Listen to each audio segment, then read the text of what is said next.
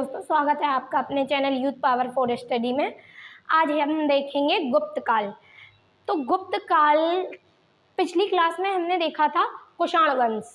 तो कुषाणों की समाप्ति के बाद ही गुप्त काल शासन में आया। ठीक है, तो इसके संस्थापक थे श्रीगुप्त। श्रीगुप्त के बारे में हमें बहुत ज़्यादा जानकारी नहीं मिलती है, बस इतना पता चलता है कि गुप्त वंश के जो संस्थापक थे वो श्रीगुप्त थे और इनने बहुत कुछ उपलब्धियां भी हासिल नहीं की थी, तो इनके बारे में हमें पढ़ना भी नहीं है। ठीक है, लेकिन जो चंद्रगुप्त द्वितीय हैं उन्हें चंद्रगुप्त प्रथम जो हैं श्रीगुप्त के बाद आते हैं, उन्हें गुप्त वंश का वास्तविक संस्थापक माना जाता है। ठीक है, तो अगर प्रश्न वास्तविक संस्थापक लिखकर आए तो टिक करना है किसे? चंद्रगुप्त को, चंद्रगुप्त प्रथम को। ठीक है, इन्होंने महाराजा धीराज की उपाधि धारण की थी, जैसा कि यहाँ लिखा है चंद्रगुप्त प्रथम महाराजा धीराज की उपाधि। गुप्त वंश में क्या था, ये लोग बहुत ही भारी भरकम सी उपाधियां धारण करते थे। महाराजा धीराज, परम भट्टक, परम भागवत, इस तरीके की उपाधियां धारण करते थे। तो इनकी उपाधि भी कभी कभी पूछ देता है, तो हमने दी है यहाँ पर। जैसे कि समुद्रगुप्त ने कविराज की उपाधि धारण की थी और चंद्रगुप्त द्वितीय फिर आए, उन्होंने क्या विक्रमादित्य की उपाधि धारण की थी, तो उसके बारे में अभी हम देखेंगे। तो क्या था कि चंद्रगुप्त प्रथम जो थे उन्हें वास्तविक संस्थापक माना जाता था। इन्होंने क्या था, महाराजा धीराज की उपाधि धारण की थी। उसके बाद आए समुद्रगुप्त। समुद्रगुप्त जो है इस वंश का सबसे प्रतापी शासक माना जाता है, क्योंकि इन्होंने मतलब युद्ध के माध्यम से अपना क्षेत्र विस्तार बहुत अधिक क्षेत्र में किया। ठीक है, इन्होंने क्या है इनकी विजय कहा जाता है, दो पार्ट में डिवाइड की जाती है, उत्तरापथ और दक्षिणापथ। उत्तरापथ बोले तो आर्यवर्त के शासक जो थे, 9 शासकों को इन्होंने जीत लिया था और जीत कर बलात्श्रम उन्मूलन करके अपने क्षेत्र में मिला लिया था आर्यवर्त के शासकों को। लेकिन कहा जाता है कि दक्षिणापथ के जो 12 शासक थे उन्हें इन्होंने मतलब कह सकते हैं कि छोड़ दिया था। यानी कि इनका क्या था, इनसे सिर्फ कर वसूलते थे, बाकी शासन इन पे नहीं किया था, ना इनका राज्य को अधिग्रहण किया था। ठीक है, तो इन्होंने आर्यवर्त के 9 तथा दक्षिणापथ के 12 शासकों को हराया था। लेकिन क्या था, दक्षिणापथ के शासकों को अपने क्षेत्र में मिलाया नहीं था, छोड़ दिया था और आर्यवर्त को मिला लिया था। ठीक है, फिर आती है इनकी विजय। आर्यवर्त कभी कभी प्रश्न ये पूछ देता है कि उनकी विजय को कहा क्या गया। तो आर्यवर्त की जो विजय थी उसे प्रभासोद्धरण कहा गया। ये लिखा है, आप देख सकते हैं, प्रभासोद्धरण। ठीक है, और दक्षिणापथ की जो विजय थी उसे किस नीति पर छोड़ा था, तो ग्रहण मोक्षानुग्रह, यानी कि ग्रहण करके फिर यानी छोड़ दिया था। ठीक है, तो इसे किसी इतिहासकार ने इसे धर्म विजय की संज्ञा भी दी है। तो अगर कभी प्रश्न पूछ दे कि कौन सी विजय को समुद्रगुप्त की कौन सी विजय को धर्म विजय की संज्ञा दी गई है, तो कौन सी विजय को दी गई है, वो थी दक्षिणापथ की विजय। ठीक है, समुद्रगुप्त क्या थे, इनकी सिक्कों में जो आकृति मिलती है वीणा वादक के रूप में मिलती है, यानी कि माना जाता है कि ये वीणा बजाने के शौकीन थे। ठीक है, और इनकी उपाधि, इन्होंने कौन सी उपाधि धारण की है, इन्होंने उपाधि धारण की है कविराज की। इन्हें कविराज के नाम से भी जाना जाता है। ठीक है, और क्या है, इन्होंने कविराज की उपाधि धारण की और परम भागवत। माना जाता है कि गुप्त वंश में परम भागवत जो उपाधि है उससे धारण करने वाले प्रथम शासक थे ये। ठीक है, तो अगर कभी प्रश्न आ जाए कि प्रथम शासक कौन थे जिन्होंने परम भागवत की उपाधि धारण की थी, तो कौन थे? समुद्रगुप्त। ठीक है, अब हम देखेंगे इनके स्तंभ जो लिखे गए हैं, तो इनके दरबारी कवि थे या राजकीय कवि लिखा है हमने, तो वो कौन थे? हरिशेन।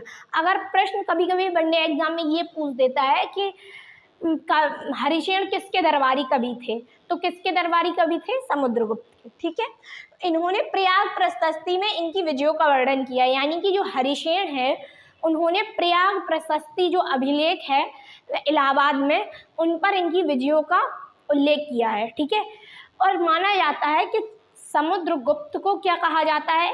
भारत का नेपोलियन भी कहा जाता है, नेपोलियन से उसकी तुलना की जाती है। तो वनडे एग्जाम में कभी कभी प्रश्न पूछ दे अगर कि भारत का नेपोलियन किसे कहा जाता है, तो किसे कहा जाता है? समुद्रगुप्त को। ठीक है, लेकिन क्या था कि समुद्रगुप्त ने जितने भी क्षेत्रों में युद्ध किया उन सारों को जीत लिया था। नेपोलियन तो फिर भी एक युद्ध में हार गया था, लेकिन कहा जाता है कि समुद्रगुप्त ने अपने मतलब जीवन में जितने भी युद्ध किए उन सारे क्षेत्रों को जीत ही लिया या युद्धों को जीत ही लिया, तो इसे भारत का नेपोलियन कहा जाता है। ये हो गया समुद्रगुप्त। अब हम देखेंगे चंद्रगुप्त द्वितीय। तो समुद्रगुप्त के बाद आए चंद्रगुप्त द्वितीय। ठीक है, चंद्रगुप्त द्वितीय ने कौन सी उपाधि धारण की थी? चंद्रगुप्त द्वितीय ने विक्रमादित्य की उपाधि धारण की थी। ये विक्रमादित्य की उपाधि धारण करने वाले राजाओं में सबसे प्रसिद्ध राजा हुए हैं। टोटल भारत में 12 विक्रमादित्य हुए हैं, जिनमें से ये जो चंद्रगुप्त द्वितीय है सबसे फेमस राजा थे। ठीक है, तो कभी कभी प्रश्न पूछ देता है कि गुप्त वंश के शासकों में विक्रमादित्य की उपाधि किसने धारण की? तो किसने धारण की? विक्रमादित्य की उपाधि चंद्रगुप्त द्वितीय ने। ठीक है, इसके बाद हम देखेंगे कि इनके दरबार में कालिदास, अमर सिंह, धन्वंतरी, बराहमिहिर जैसे नवरत्न थे। यानी कि इनका चंद्रगुप्त द्वितीय का जो शासनकाल था उसमें जो उनकी सभा थी उनमें नवरत्न लोग पाए जाते थे, यानी कि अलग अलग क्षेत्र से। जैसे राज्यसभा में अभी वर्तमान में 12 सदस्य मनोनीत किए जाते हैं, साहित्य से और विज्ञान से, इस टाइप से। ये क्या थे? साहित्य से थे। कालिदास साहित्य, सबको पता है कालिदास के बारे में। ठीक है, उसके बाद अमर सिंह। अमर सिंह की एक पुस्तक है अमर सिन्हा या अमर कोश। अमर सिंह की जो पुस्तक है उसका नाम है अमर कोश। गुप्त काल को अमर कोश के लिए जाना जाता है साहित्य में, सबसे काफ़ी इम्पोर्टेंट पुस्तक मानी जाती है मतलब। और फिर आए धन्वंतरी, बराहमिहिर। ये क्या थे? खगोल विज्ञान के मतलब जानकार थे और इन्होंने खगोल से जुड़े हुए नियम भी दिए हैं। ठीक है, तो ये होगा इनके नवरत्न। इसके बाद इनके शासनकाल को गुप्त काल का स्वर्ण युग कहा जाता है, यानी कि अपने साहित्य के लिए। ऐसा नहीं है कि गुप्त काल में कोई बुराइयां नहीं थी इसलिए इसे स्वर्ण युग कहा जाता है, नहीं। बट लेकिन अगर हम संस्कृति के हिसाब से देखें तो क्या होगा? संस्कृति के हिसाब से, यानी कि साहित्य का विकास हुआ, कला का विकास हुआ, तो इसलिए इसे स्वर्ण युग माना जाता है। ठीक है, वैसे अगर इसकी समालोचनात्मक अगर हम लोगों को व्याख्या करनी हो, अगर लिखने को आ जाए, तो ऐसा नहीं है कि हाँ स्वर्ण युग ही था, बिल्कुल लगे पड़े हैं स्वर्ण युग के पीछे लिखने में। नहीं, बहुत कुछ इसमें कमियां भी थी। पहली बार अगर अछूत जाति का वर्णन मिलता है तो गुप्त काल में ही मिलता है इसका वर्णन। ठीक है, चंद्रगुप्त द्वितीय के शासनकाल में और कौन आया था? फाहियान आया था। ये एक इम्पॉर्टेंट फैक्ट है, ये लिख लीजिए।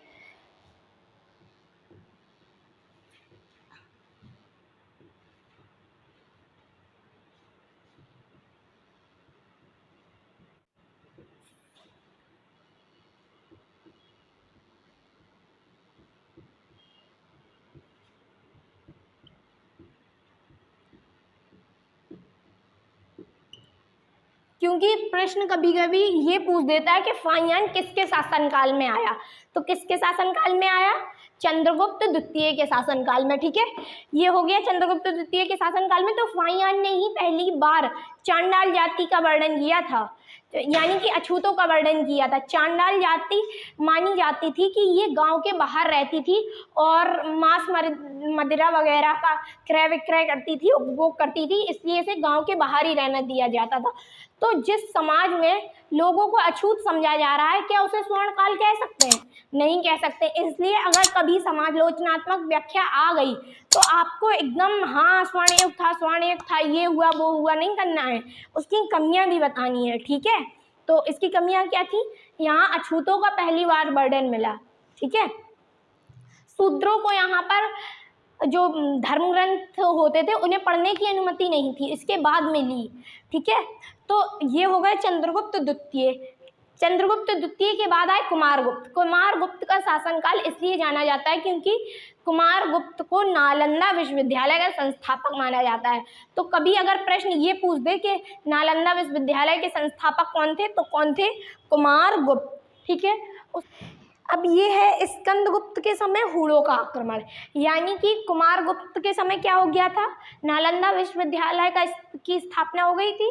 उसके बाद स्कंदगुप्त के शासनकाल में क्या हुआ? हूणों का आक्रमण हुआ था और स्कंदगुप्त उस टाइम पे इतने सशक्त थे कि उन्होंने हूणों को मतलब पराजित करके भगा दिया था, लेकिन उनके उत्तराधिकारी इतने सशक्त नहीं बने रह पाए कि हूणों के आक्रमण को मतलब पराजित कर सकें। यानी कि इनके बाद भी लगातार हूणों के आक्रमण होते रहे, लेकिन इनके उत्तराधिकारी उतने सशक्त नहीं रहे थे कि हूणों को पराजित कर सकें। इस वजह से क्या हुआ, धीरे धीरे गुप्त वंश का पतन होने लगा। अब इसके प्रशासन के बारे में थोड़ा सा देखते हैं क्या कि इनके सोने वोने के सिक्के जो चलाए गए, तो इनके सोने के सिक्कों को दीनार कहा जाता था। क्या कहा जाता था? दीनार। और चांदी के सिक्कों को रुपयक। ठीक है। और सबसे ज़्यादा सोने के सिक्के अगर प्राचीन भारत के इतिहास में किसी ने चलाए हैं तो वो किसने चलाए हैं? गुप्तों ने। ठीक है। अगर स्टेटमेंट वाइज गुप्तों के बारे में आ जाए और एक स्टेटमेंट ये भी दे दे कि गुप्त काल में सर्वाधिक सोने के सिक्के चलाए गए, तो कैसा होगा? बिल्कुल सही होगा। और इस टाइम पे गुप्त काल के गुप्त वंश के टाइम पे क्या हुआ कि फौजदारी और दीवानी के मामलों को अलग अलग किया गया। ठीक है। और जो पुलिस अधिकारी थे उन्हें चांटवाहट कहा जाता था। क्या कहा जाता था? चांटवाहट। ठीक है। आज हमने गुप्त वंश को देख लिया, इनके सारे शासक देख लिए, थोड़े से प्रशासन भी देख लिया। धन्यवाद।